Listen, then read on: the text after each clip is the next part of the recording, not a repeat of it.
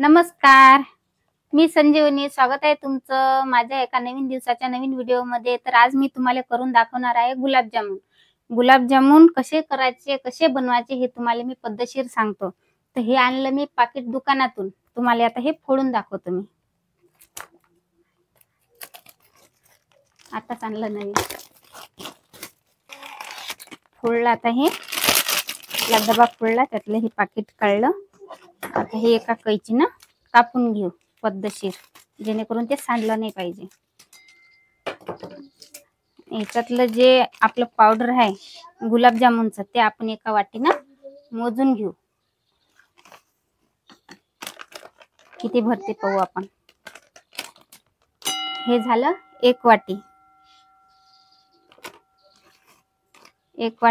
आणि हे झालं आपलं 1.5 वाटी. जास्त नाही बनवायचे, जेवढे बनवायचे तेवढंच प्रमाण सांगतो फक्त मी तुम्हाला. मी 1.5 वाटी हे गुलाबजामुनचं पावडर घेतलं, या वाटीनं 1.5 वाटी. त्याच्यासाठी लागणार आहे आपल्याला थोडीशी इलायची, खोबरं खीस लागणार आहे, थोडंसं साखर, दूध आणि हे तेल.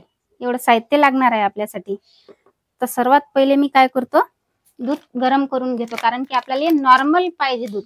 आता हे मी दुकानातून पण आणली, तर थंडीगार आहे, आपल्याला थंड नाही पाहिजे. आणि मी ज्यावेळेस गरम करणार त्यावेळेस आपल्याला दूधही गरम नाही पाहिजे. तर रूम टेम्परेचर जसं आपलं दूध असते साधं, तसं करायचं. तुम्ही आता गरम करून घेतो.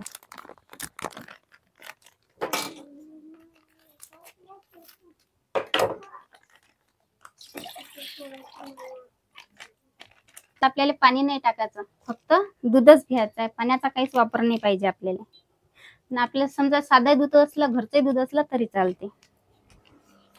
आता हे आपलं जे पन्नीतलं थोडंसं पावडर उरलं गुलाबजामुनचं, हे आता हे पन्नीले असं हवा नाही लागली त्याच्यासाठी काय करायचं, आपल्या गॅसवर थोडंसं कसं गरम करायचं आणि असं हातानं चिपकून घ्यायचं. हे पहा कसं चिपकलं मस्त. आता हे पद्धतशीर राहते. आपलं दूध आता झालं गरम. आता वाटीतनी थंड करायसाठी ठेवून देऊ. जेवढं लागते तेवढं थंड करायसाठी बाजूने ठेवून दिलं. आता थंड करायसाठी तर ठेवलं मी दूध, पण आता ह्या उरलेल्या दुधाचा मी चहा बनवून घेतो तोपर्यंत.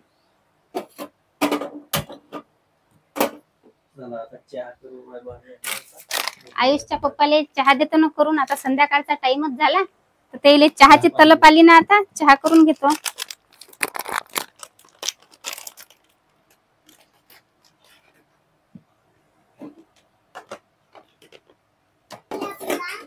हा झाला आपला चहा तयार. आयुषच्या पप्पासाठी घ्या हो चहा. आपलं दूधही आता झालं असेल, बाहेर तिकडून थंड व्हायसाठी ठेवलं होतं मी, झालं असेल थंड.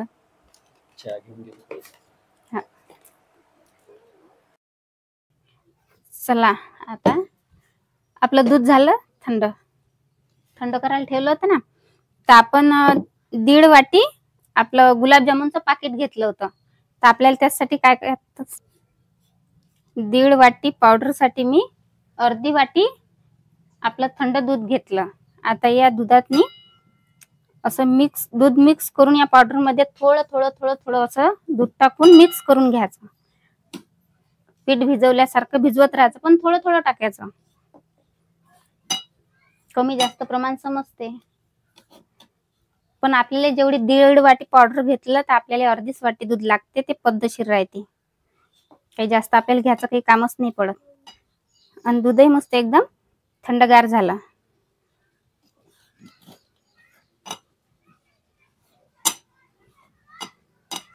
पा मस्त पीठ भिजवलं गेलं. दुधाचं प्रमाण पण बरोबर झालं, कमी जास्त काहीच नाही झालं. आता तुम्ही म्हणसान हे थोडंसं वलं झालं, तर हे वलं नाही, आपल्याला 15 मिनिटं हे असं भिजत ठेवा लागते. आणि हे भिजवल्याच्या नंतर पद्धतशीर तुम्हाला दिसतेच हे पीठ कसं भिजल्या जाते म्हणून. सध्या तुम्हाला कसं दिसत असेल. आता थोडा वेळ 15 मिनिटं मी याला असंच भिजू देतो. हा आपला जो उंडा आहे गुलाबजामुनच्या पिठाचा उंडा, हा मी 15 मिनिटं भिजत ठेवतो. कारण की याच्यात आपल्याला तेल गरम करायला लागेल. तर तोपर्यंत आपला उंडा भिजेपर्यंत पाक करून घेऊ. गॅस पेटून घेतो.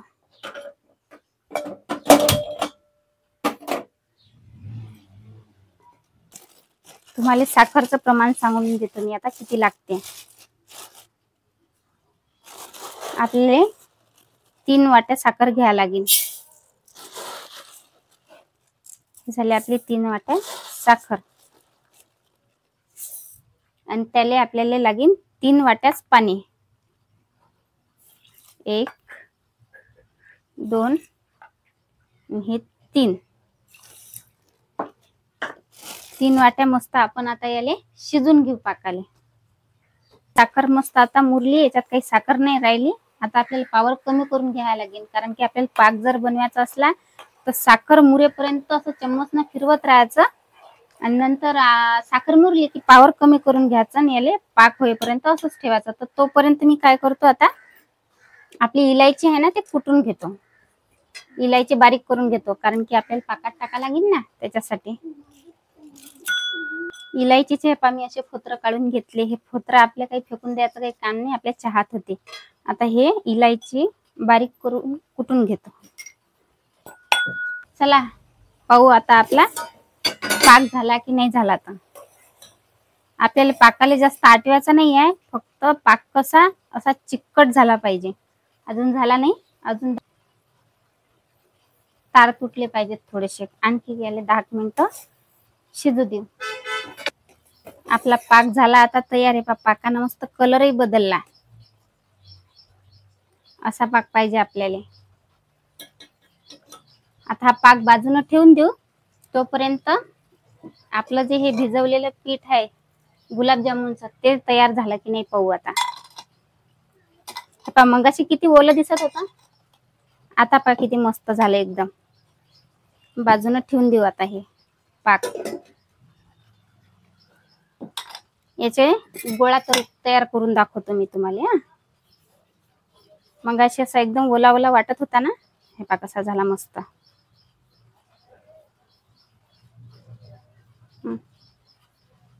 हे पहा कसा गोल गोल झाला. पण या उंडेला आहे की नाही असे अशा रेषा नाही पडल्या पाहिजे, असे एकदम गोल गोल झाले पाहिजे. आणि छोटे छोटेच करायचे. ज्यावेळेस आपण पाकात टाकतो ना त्यावेळेस ते मोठे मोठे होतात. असे गोल गोल उंडे करून घ्यायचे. सर्व तसेच करून घ्यायचे. आणि हे आपली जी इलायची आहे ना, हे आता पाकात टाकून द्यायचे, कारण की आपला पाक सध्या गरम आहे.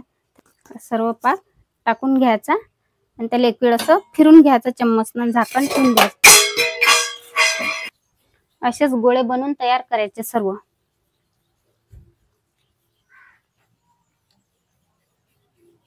एकदम असे सॉफ्ट झाले पाहिजे. छोटे छोटे छोटे छोटे उंडे बनवून घ्यायचे गोल गोल. तोपर्यंत आपले उंडे होईपर्यंत तेल गरम करून घेऊ, कारण की आपले उंडे बनवायला टाइम लागते ना, त्यासाठी तेल गरम करून घ्यायचं. असेच गोल गोल उंडे बनवून घेतो आणखी.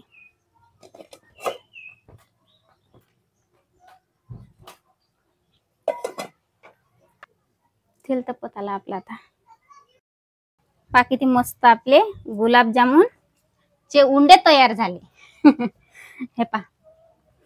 आणि कधी पण हे पीठ भिजवायच्या वेळेस दूध जरासं शिल्लकच घेत जा बरं पिठात. नाही आपण ज्यावेळेस गोळे बनवतो ना तर त्यावेळेस मस्त असं जास्त त्रास होत नाही, नाहीतर मग काय होते क्रॅश पडतात.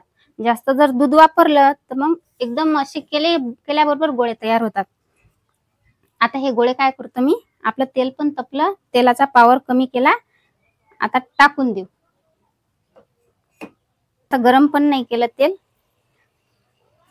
नाहीतर जास्त जर गरम केलं तर मग काय होते गुलाबजामुन टाकता बरोबर जळून जातात. आणि असं फिरवत राहायचे सदैव.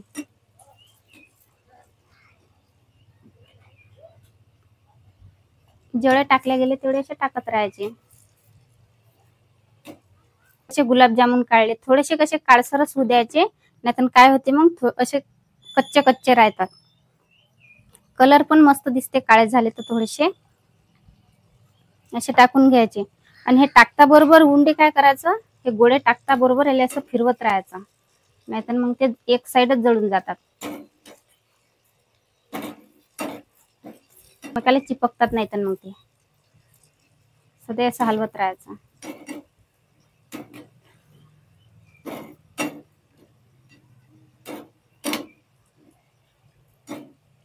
गुलाबजामुन म्हटलं की लेकराला लय आवडतात गुलाबजामुन.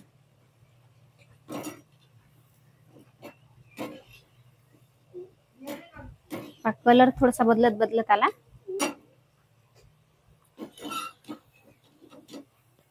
असं तेल थोडंसं कसं झारून घ्यायचं त्याच्यातलं तेल निघेपर्यंत.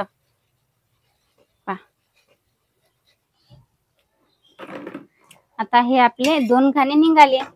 आपला हा गरम गरम जो पाक आहे ना ते या पाकात टाकून द्यायचे. जेव्हाच्या तेव्हाच टाकून द्यायचे गरम गरम. कसं आपले मस्त गुलाबजामुन तळलेले पण गरम गरम असतात आणि आपला पाकही गरम आहे तर ते लवकर भिजल्या जातात. सर्वच टाकून घेतो कारण कढई आपली मोठी, तेल पण जास्त आहे. सर्वच टाकून घेतो. फिरवत राहायचं असं.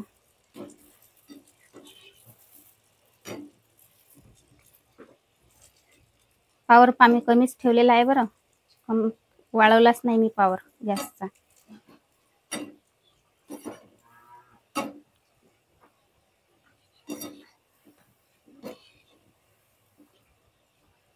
लहान लहान गोळे बनवले होते मी मस्त गोल गोल.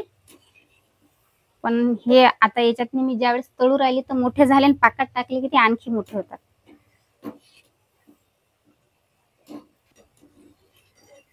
झाला मस्त. हे पण आपले तयार झाले गुलाबजामुन. आता हे पण काढून घेतो. शेवटचा घाणा आहे आपला.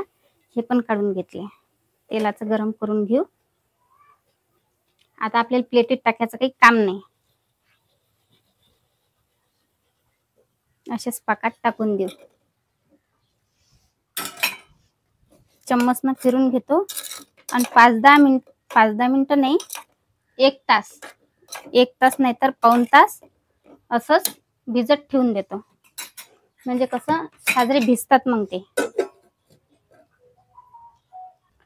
मस्त भिजू राहिले की नाही आपले गुलाबजामुन.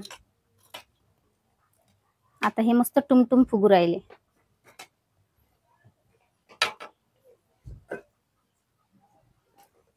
झाकण ठेवतो आता थोडा वेळ.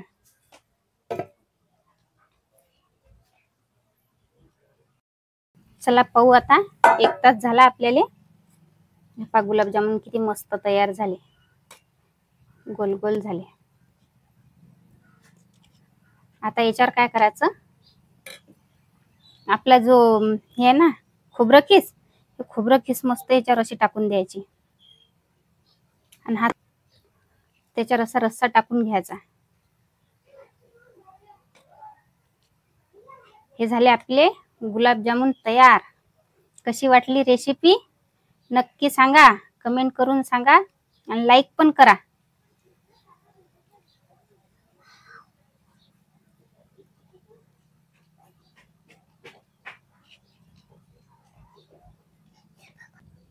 कसे झाले ट्राय करून पाहतो आता.